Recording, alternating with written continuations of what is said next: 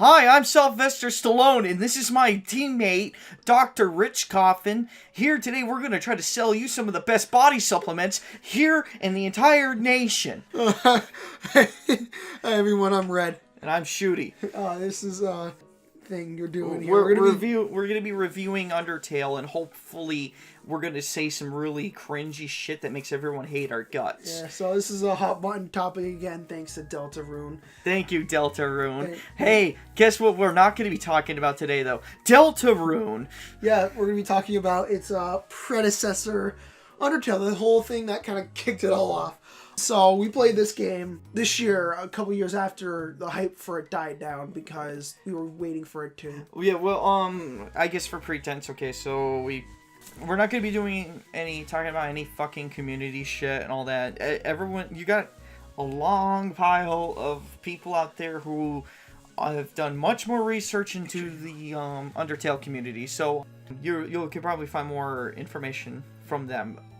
We're just going to touch base on the fact, though, that we avoided the game because of the community, so we ended up getting into it afterwards and all that, and we're here to talk about that. The story is, well, it's not a linear story. It's got 3 branching paths. You have the story where the Kid Frisk, spoiler warning, traveling through the underground monster cave, making friends and all that. There's the neutral run, which is you make your own story. You kill whoever you want, you spare whoever you want, and then you have the genocide run is you kill everyone. Every area has a certain set amount of people you have to kill, and then you move on to the next one, and then it just becomes a shit show.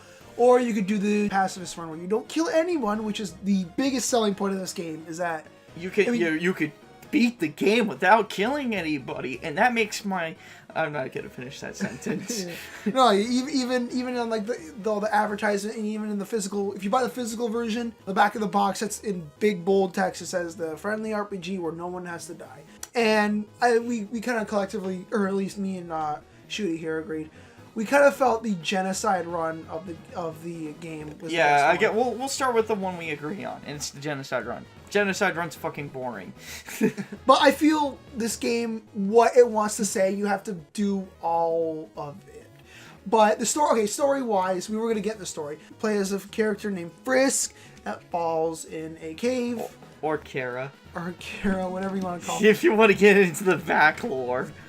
Essentially, the story, this whole world, the setting, is that humans and monsters fought in a big war. Humans kicked their ass, and then they banished them to an underground thing, and now they want to escape.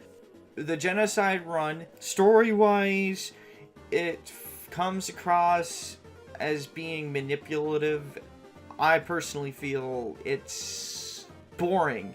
Just boring. Like, you kill everybody, and everyone's, like, that's it. That's all. I think it's boring and just fucking manipulative in a way where it's trying to get you more or less to play the pacifist way rather than the genocide way. I mean, granted, you can replay the game as many times as you want, and then, like, it'll even remember some of your previous playthroughs.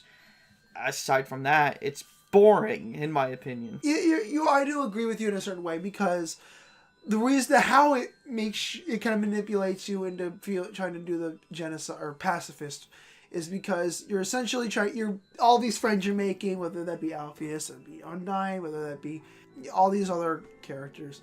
You want to make you feel bad. Not only do they make 2 of them, which is weird. If you really wanted to hammer home that you really weren't supposed to kill them, and the true ending is the pacifist, that they would make, or Toby Fox would make all of the bosses very hard. He wants to make it as hard as possible, and really nail. We'll get more into that in the gameplay portion. But just for a quick summary of it, like, they only really have, at least to my knowledge, 2 bosses that are really tough in the genocide run, and then everyone else is kind of a pushover, which adds into the boringness of it. I think it rides on broken logic. Okay, so the idea is that during the genocide run, you're the monster and all that fun stuff. And okay, so fine, that works, alright? Now let's push ourselves into the pacifist run. Pacifist run is you're not supposed to kill anything, period. You're supposed to get through by befriending the monsters without harming them. That includes ones that are attacking you. And now here's where I think the broken logic comes in. It rides on this idea that, oh, everyone is just misunderstood. You can talk everyone down. Now, this kind of plays also into gameplay, but basically I think it's kind of this broken logic that, oh, everybody's got a good heart. Everybody. There's people out there that, in like real life or all that they're not good people. You know, maybe they're mentally ill, or maybe they're just not good people in general. And I think it's kind of a detriment in a way to the gameplay. I'll get more into it, but basically, I think it kind of limits your options as to how you can solve issues without defeating the monsters. I don't think the problem is you go through the game without killing anything.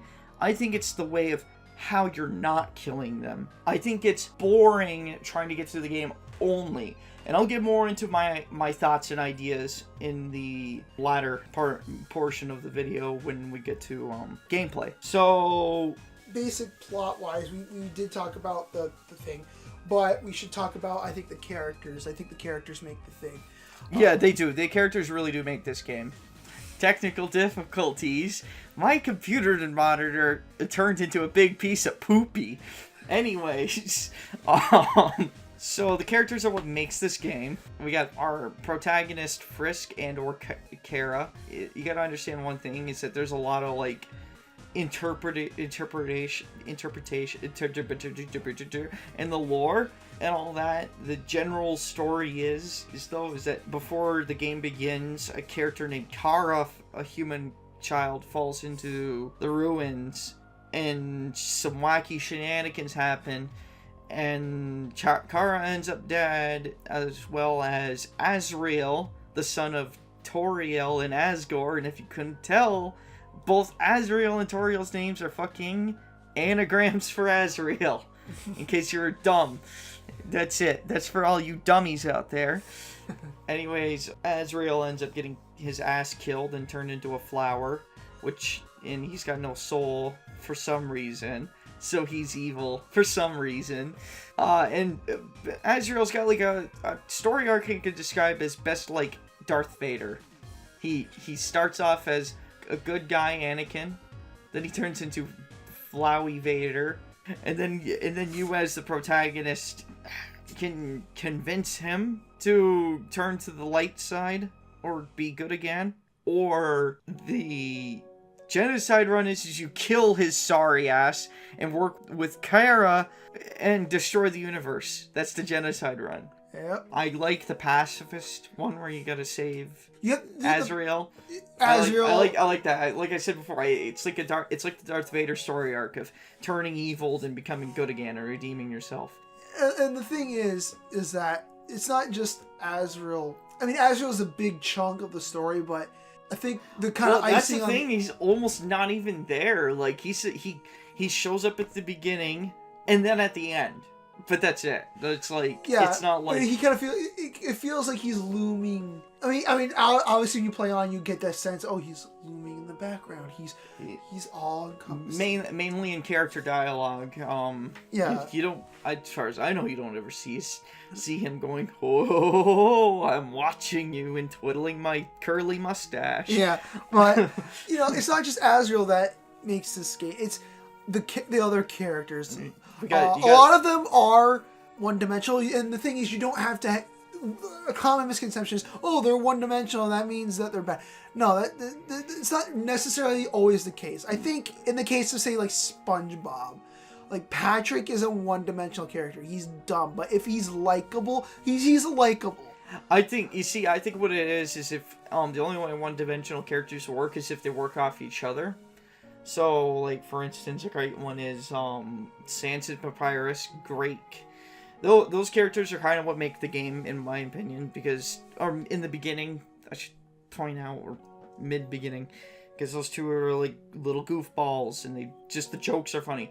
It's funny, there's a joke that, involving a lamp, and depending on which run you're doing, it changes. On the pacifist run, Sans tells you to hide behind the lamp, and you do it, or whatever, and the trick works. In Genocide Run, he tells you not to hide behind the lamp, or to hide behind the lamp. And your character doesn't, and Papyrus comes up and same fucking thing happens. Papyrus doesn't care, and he walks away. It's great. It's like a little jokes like that, you know, just taking one-dimensional characters of the smart ass and the bumbling idiot, but they're working off each other's charisma and stuff like that. Yeah. And then you get to Undyne and Alpheus, which, I mean, are become lovers at the end, but the thing is that they're kind of like friends already. Well, the weird thing about Alpheus and Undying's character arc is that it doesn't happen unless if you complete the game on a neutral run, then load back and play the pacifist ending. So, like, your first playthrough, you might be confused. Oh, I don't get it. I didn't get to do this. And it's like, well, that's because you have to beat the game on neutral run. Because fucking Toby Fox is an asshole. Toriel's goat mom. Her name's even like an anagram for, also an anagram for tutorial. It's funny because basically she's a play on modern game tutorials holding your hands and shit. Yeah, at the very, very, very beginning. She literally holds your hand while you go through like the traps and all that. They're fun little pokes and stuff like that are funny. Asgore is goat dad. He's a deadbeat dad. He owes child support or fucking alimony or whatever the fuck they call it to his fucking ex-wife. That's it. That's Asgore's character. That's it. That's all you're getting from him. He's probably one of the blandest. Oh, with the fucking David Bowie robot. What the fuck is his name? Metaton? Metaton, that's it. Fucking, I'm calling him David Bowie robot from now on. Bowie robot. That's his new name. Stick with it. David Bowie robot is kind of funny too, like some fun little character moments and stuff. His character is basically what it all boils down to is you do have a lot of like two-dimensional or one dimension, whatever dimension you want, sweetheart. They could be fourth dimension. These characters play off each other and it works great. It's like an Adventure Time cartoon. The best way I could describe it. I do agree with you about them playing off each other. But I also feel that what makes them good is also that they're likable. I mean, obviously, any character has to be likable in order to be good in the first place. Because if you hate them already, why even bother if they die or not? It's like it's just dead weight. And fortunately enough, a lot of the characters, in fact, I would say all of them, at least the main ones in this game, are likable, and they do play off each other. And I feel that's what makes this game, the appeal of this game, for me at least, is seeing the quirky, fun adventure that you go on, that you save your friends at the end because you care for them. But if you're also a soulless piece of garbage, you can also kill them all. And, that's really what Toby Fox wants you to know, is that you're a soulless piece of garbage if you kill them all. Which is true. Well, that's a genocide, right? Like, if you play Fallout New Vegas, you're a soulless piece of garbage. If you kill everybody in the fucking map, you're no hero.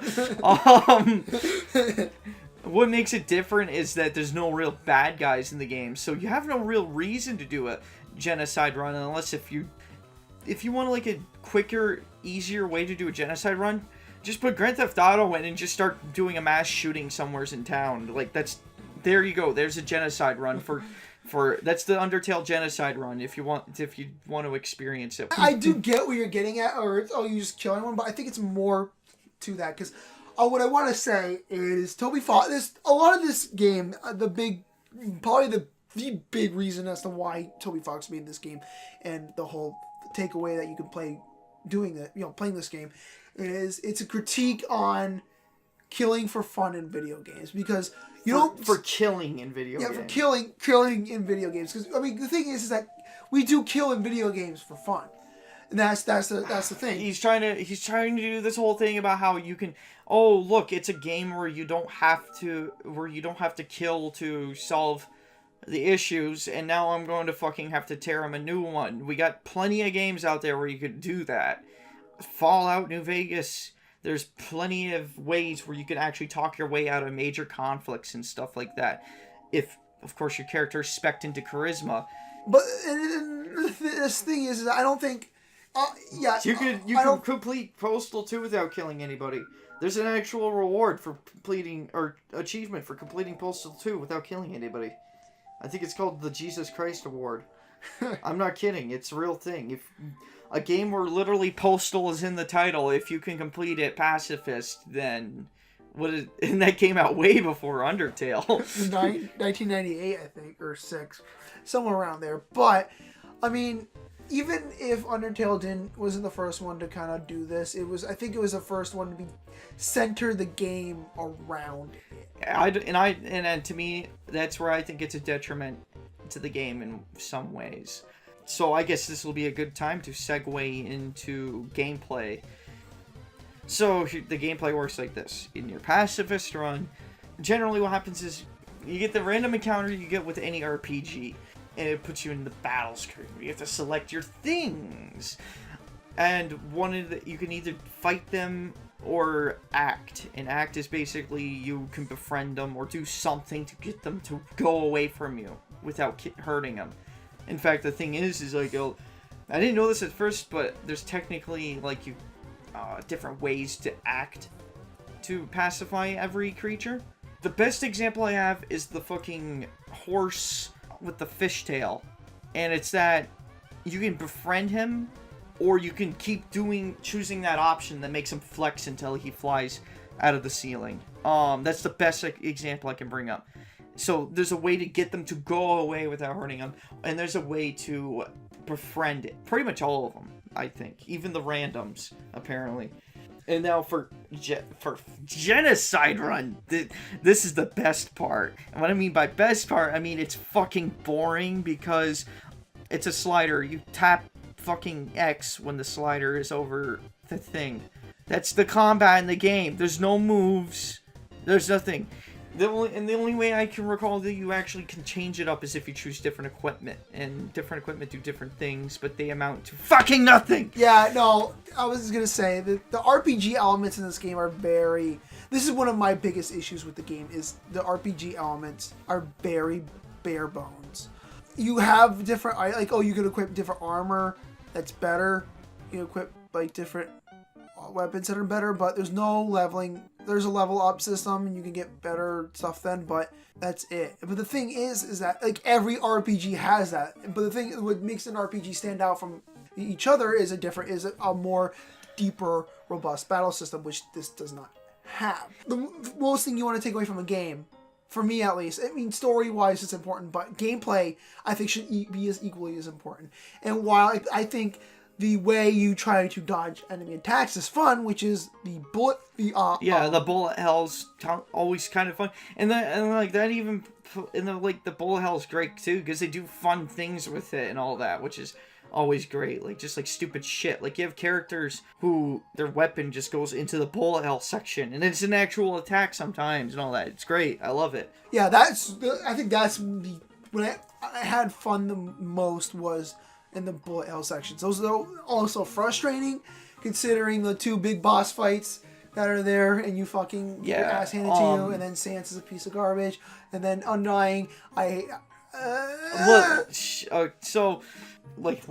Undertale below, in my opinion, a lot of RPGs is its combat system, and I'm even going to use this to draw into the pacifist thing here, okay? So yes, during your attacks, it's just a slider. Other games, you get other weapons, but you can also, for instance, in the Fallout games, you could spec yourself into certain weapons so you do better with them. I could spec myself into a rocket launcher, therefore my rocket launcher is better than it already was to begin with. But also, using Fallout as the example, I could spec my character into traits that involve talking with people.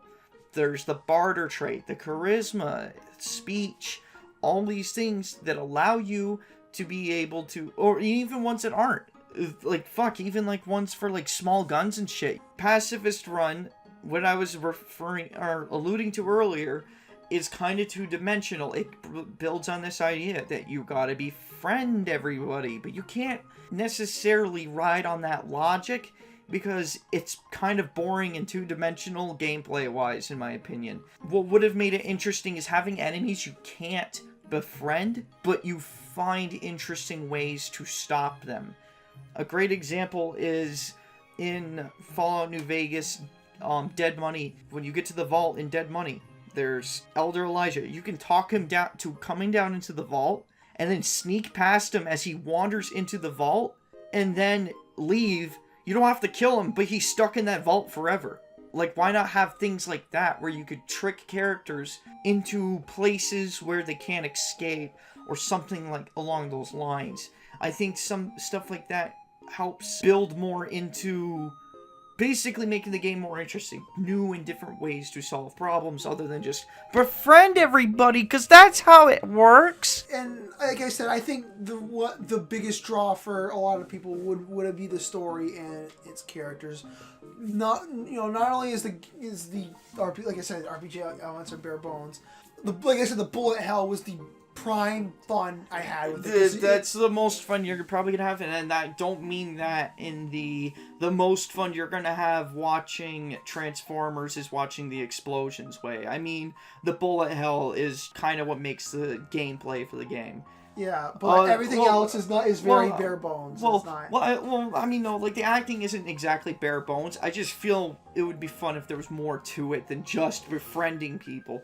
In fact, the thing is acting is like puzzle solving in a way.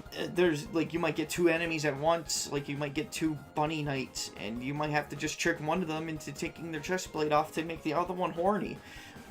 Don't ask questions, it's Undertale! Basically, though, it's like puzzle solving, which is fine, and it's fun, but there could be more to it than just that.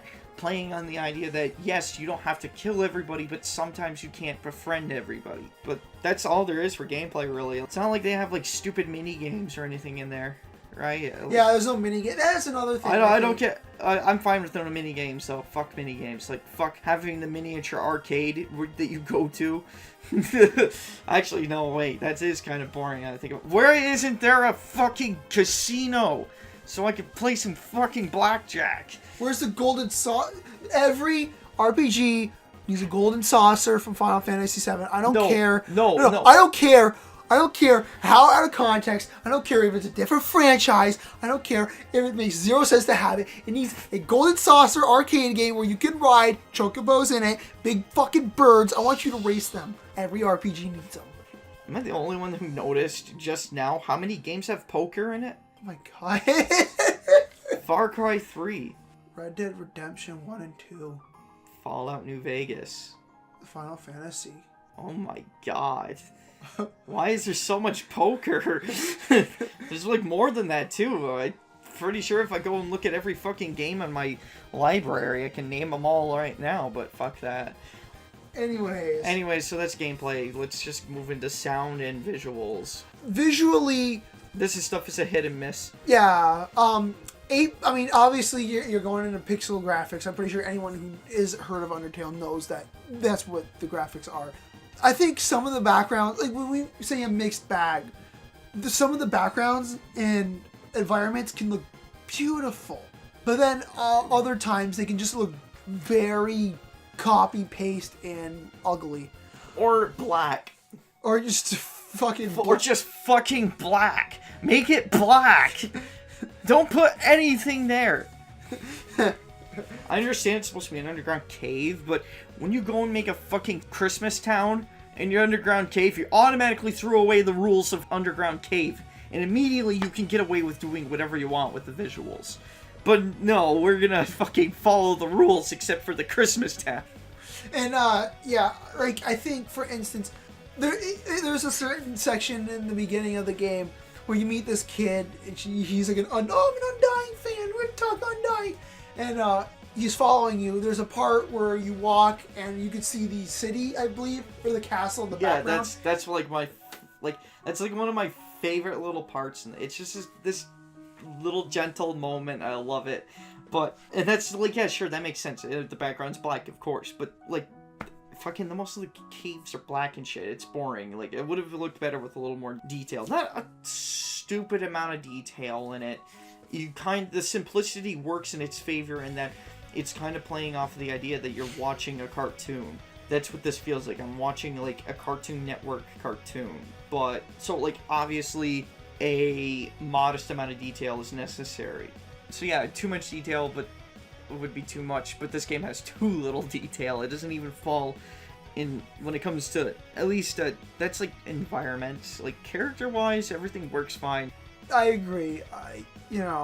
Audio, the game is pretty okay. I'm not a big fan of like 16-bit music type stuff and all that, but this stuff here worked fine. It worked. The music sounded great. There's a couple tracks that I don't care too much for. Like, what's the one they play when you're in? I don't know the name of any of these songs. Yeah, no. I bought the okay for reference. I bought the soundtrack on iTunes so we could put it as background music for this video. There's over 100 songs for this thing. Yeah. I mean, some of them are granted are like 3 seconds long.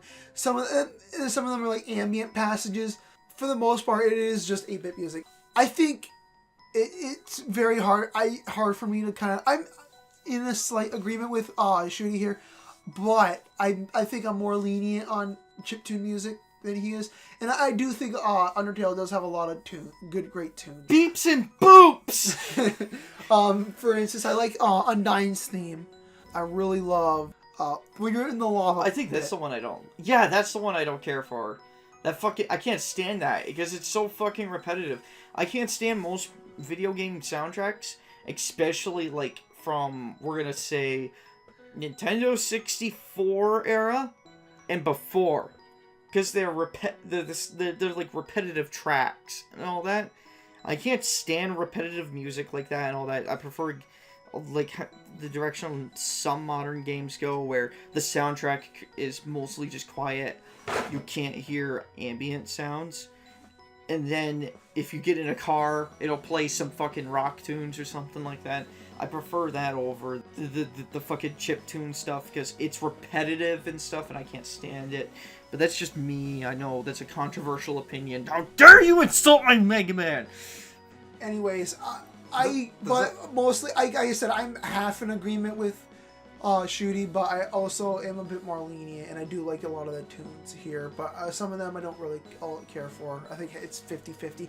Personally, this is slightly off topic, but I feel that Deltarune has a better soundtrack than Undertale, which may be controversial, but I kind of feel that Toby really is much more versatile on that soundtrack. Like, he pulls off a lot of variety of other types of music on there than he does on Undertale, and I feel that, like I said, it flexes his ability as a music producer as well compared to Undertale. But that's just me.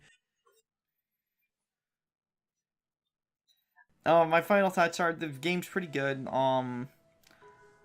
I definitely don't play it if you're expecting an RPG, like an in-depth RPG, because it's not what you're gonna find here. You're gonna be so sorely disappointed if you if you pop this in expecting Dark Souls levels of character specting. This is a very what do they call it? This is more like the way I would approach this game. It's more like a puzzle game in the sense that you get to learn every character's quirks just by tweaking and acting and all that shit. So if that's what you're looking for, this is the game for you. If you're more like combat systems, avoid this game like the plague. You're just not gonna... This is not your game. You're gonna be like, meh, when you're done with it. Yeah, so, yeah, I kind of echo Shooty's thoughts here.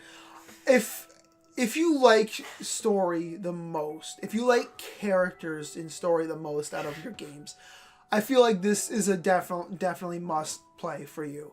But if you really want an RPG and like a really good RPG, you really want to sink your teeth in, you're gonna be disappointed, and I wouldn't recommend it to you. But everyone else who really loves the characters and story, and even if you love chiptune music, this is a huge recommend for me.